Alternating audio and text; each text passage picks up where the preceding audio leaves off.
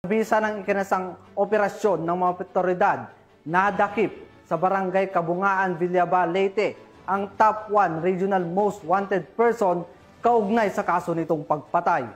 Tinutukan niya ni Patrolwoman Camberley Flores.